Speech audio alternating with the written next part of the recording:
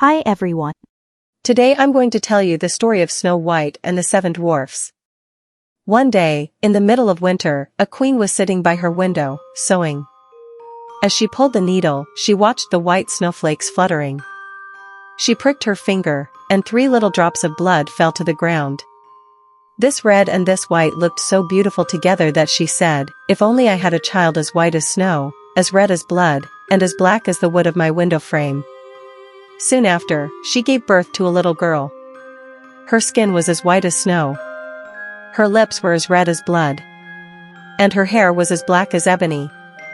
She was called Snow White. Unfortunately, the queen died when the little girl was born. After a year, the king married another woman. She was very beautiful, but vain. She owned a magic mirror. Whenever she looked into it and said, "Mirror, mirror fair, who is the fairest in the land?" the mirror would answer, "Madam Queen, you are the fairest in the land." Then she was pleased, for she knew the mirror always spoke the truth. Snow White, however, grew and became more and more beautiful. By the time she was 17, she was already prettier than the bright day itself, and more beautiful than the queen. One day, when the queen asked her mirror, "Mirror, mirror fair, who is the fairest in the land?" it answered, "Madam Queen, you are fair. But Snow White is 1,000 times fairer." The queen was horrified. From then on, whenever she saw Snow White, her heart twisted in her chest with hatred. She summoned a huntsman and said, "Take the child into the forest. I never want to see her again. Kill her and bring me back her lungs and her liver as proof." But when he drew his dagger to pierce the innocent heart of the young girl, she began to cry and said, "Oh, dear huntsman, spare my life.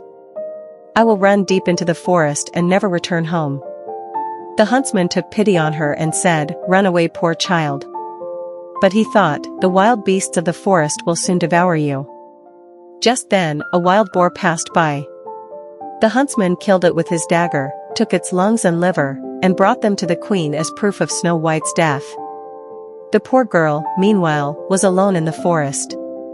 Her fear was so great that she looked at every leaf without knowing what would become of her. She began to run over sharp stones and through thorns. The wild animals came close to her but did her no harm. She ran all day, until evening, as far as her legs could carry her.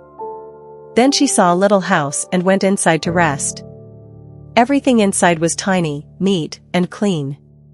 There was a small table covered with a white cloth, with 7 little plates, 7 little spoons, 7 little forks, 7 little knives, and 7 little cups. Against the wall stood 7 little beds, all in a row, covered with white sheets. Snow White was so hungry and so thirsty that she took from each plate a little of the vegetables or bread. She drank a drop of wine from each cup. Tired, she then wanted to lie down, but none of the beds suited her. One was too long, the other too short. She tried them all. The 7th, finally, was her size. She lay down in it and fell asleep. When night had completely fallen, the owners of the little house arrived. They were 7 dwarfs who, in the mountain, worked in the mine. They lit the 7 little lamps, and when the light illuminated the room, they saw that someone had been there. The first said, "Who has sat in my little chair?" The second, "Who has eaten from my plate?" The third, "Who has taken my bread?" The fourth, "Who has eaten my vegetables?" The fifth, "Who has used my fork?" The sixth, "Who has cut with my knife?" The 7th, "Who has drunk from my cup?" The first, turning around, saw that his bed had been disturbed. "Who has touched my bed?" he said. The others came running and each cried out, "In mine too someone has lain down." But the 7th, when he looked at his bed, saw Snow White asleep in it. He called the others, who quickly came and cried out in astonishment. They took their 7 little lamps and lit up the face of Snow White. "Lord God! Lord God!" they cried. "How pretty this child is!" They were so full of joy that they did not wake her and let her sleep in the little bed. In the morning, Snow White woke up. When she saw the 7 dwarfs, she was frightened. But they looked at her with friendship and were already asking her questions. "What is your name?" "My name is Snow White," she answered. "How did you come to us?" She told them that her stepmother had wanted her killed, but that the huntsman had spared her life and that she had then run all day until she found this little house. The dwarfs said to her, "If you will take care of our house, cook, make the beds, wash, sew and knit, if you keep everything in order and clean, you can stay here with us and you will want for nothing." "Agreed, agreed with all my heart," said Snow White. And she stayed with them. She took care of the house. In the morning, the dwarfs went off to the mountain to search for iron and gold. In the evening they came back and their meal had to be ready. All day, the young girl stayed alone. The good little dwarfs warned her, "Beware of your stepmother. She will soon know that you are here. Do not let anyone in." The queen imagined that she had become once again the fairest of all. She stood in front of her mirror and asked, "Mirror, mirror fair, who is the fairest in the land?" The mirror replied, "Madam Queen, you are the fairest here. But beyond the mountains of the Wrens, with the good little dwarfs, Snow White is 1,000 times fairer." The queen was shaken. She knew the mirror could not lie. She understood that the huntsman had deceived her and that Snow White was still alive. She racked her brains to find a new way to kill her. She then painted her face and dressed herself like an old merchant woman. She was unrecognizable. Thus disguised, she crossed the 7 mountains behind which lived the 7 dwarfs. She knocked at the door and said, "I have fine and good things to sell." Snow White looked out the window and said, "Hello dear madam. What do you have to sell?" "Beautiful, good merchandise," she answered. "Bodices of all colors." She showed her one woven of multicolored silk. "I can surely let in this honest woman," said Snow White to herself. She unlocked the door and bought the pretty bodice. "My child," said the old woman, "how do you put it on? Come, I will lace it for you properly." Snow White was unsuspecting. She let the new bodice be put on her. But the old woman laced it quickly and so tightly that the young girl lost her breath and fell as if dead. "And now you are finished being the fairest," said the old woman, running off. In the evening, soon after, the 7 dwarfs returned home. What a fright it was for them when they saw their dear Snow White lying on the floor, motionless and lifeless. They lifted her up and saw that her bodice was laced too tightly. They quickly cut it open. The young girl began to breathe gently and little by little she came back to herself. When the dwarfs learned what had happened, they said, "The old merchant woman was none other than that wicked queen. Guard yourself from letting anyone in when we are not here." The wicked woman, meanwhile, upon her return to the castle, stood before the mirror and asked, "Mirror, mirror fair, who is the fairest in the land?" Once again the mirror answered, "Madam Queen, you are the fairest here. But beyond the mountains of the Wrens, with the good little dwarfs, Snow White is 1,000 times fairer." When she heard these words, she was so shaken that she felt her heart suffocate. She understood that Snow White had come back to life. "Well then," she said, "I will find some way to make you disappear forever." By a trick of witchcraft she knew, she poisoned a comb. She disguised herself again and took on the aspect of another old woman. Thus transformed, she crossed the 7 mountains towards the house of the 7 dwarfs, knocked at the door and cried, "Good wares for sale." Snow White looked out the window and said, "Go on your way, I am not allowed to open to anyone." "But you can look," said the old woman, showing her the poisoned comb. "I will comb your hair nicely." The poor Snow White suspected nothing and let the old lady do it. Barely had the comb touched her hair, when the poison worked and the young girl fell unconscious. "And there," said the wicked woman. "That is the end of you, wonder of beauty," and she went off. Luckily, evening soon came and the 7 dwarfs returned home. When they saw Snow White lying on the floor as if dead, they immediately thought of the stepmother, searched and found the poisoned comb. As soon as they had removed it from her hair, Snow White told them everything that had happened. They asked her, once again, to be on her guard and to open to no one. Back home, the queen stood before her mirror and asked, "Mirror, mirror fair, who is the fairest in the land?" As the previous time, the mirror answered, "Madam Queen, you are the fairest here.